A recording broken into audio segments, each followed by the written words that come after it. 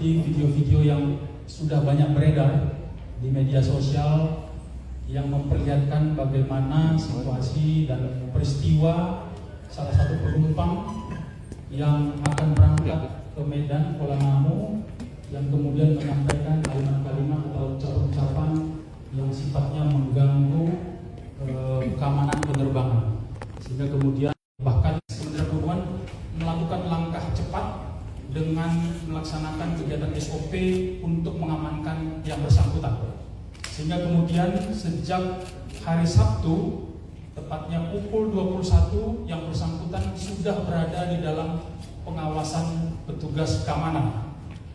Dan setelah menerima pelimpahan dari tugas APSEC, maka langkah-langkah yang dilakukan oleh tim gabungan dari PPNS dan Polri adalah membuat laporan pengaduan, sehingga dengan dasar laporan pengaduan tersebut maka dilakukan upaya proses penyelidikan dan penyidikan.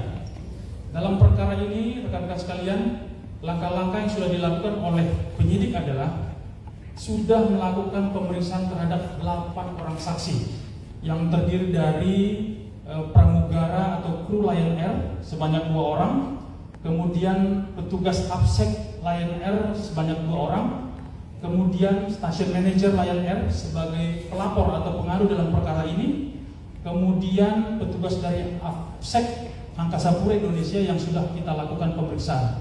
Sehingga secara maraton dalam waktu 2 hari pemeriksaan terhadap yang bersangkutan kepada saksi-saksi yang sudah kita lakukan, sehingga di hari Minggu tepatnya tanggal 3 Agustus 2025 perkara ini kita naikkan ke tingkat penyidikan.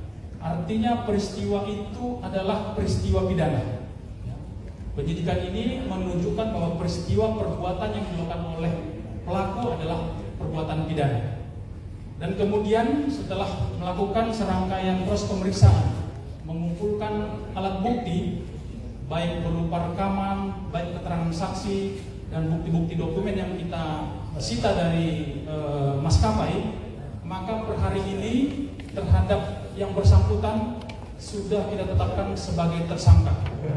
Identitas tersangka yang jadikan dalam perkara ini adalah seorang laki-laki usia 42 tahun, inisial H, yang beralamat di Kota Pematang Siantar, Provinsi Sumatera Utara.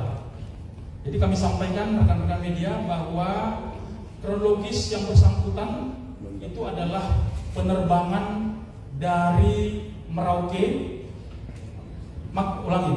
kemudian transit di Makassar, kemudian transit di Jakarta, dan kemudian disitulah peristiwa pidana tersebut terjadi. Nanti mungkin dari teman-teman lainnya akan menyampaikan kronologis lebih lengkapnya.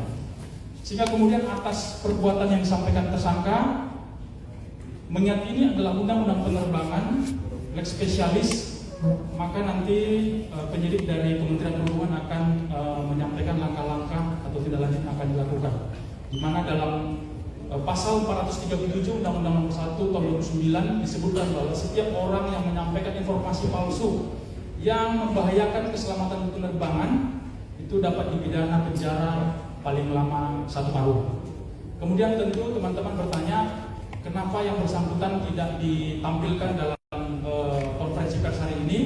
Kami hanya menyampaikan video terkait dengan proses pemeriksaan yang bersangkutan.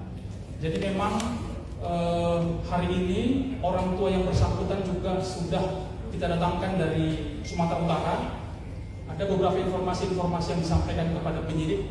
Tentu informasi yang diberikan oleh keluarga ini akan kita tidak lanjutin, kita verifikasi dan kita pastikan apakah informasi yang disampaikan oleh keluarga itu memang benar-benar valid. Karena memang tadi kami mencoba untuk berkomunikasi dengan yang bersangkutan, memang secara komunikasi baik dan lancar, tetapi memang kondisi emosional yang tidak stabil. Artinya ada pertanyaan-pertanyaan yang bisa dijawab dengan baik, tetapi ada juga pertanyaan-pertanyaan yang tidak bisa dijawab, bahkan sedikit mengarah kepada informasi-informasi yang tidak ada hubungannya dengan perkara ini.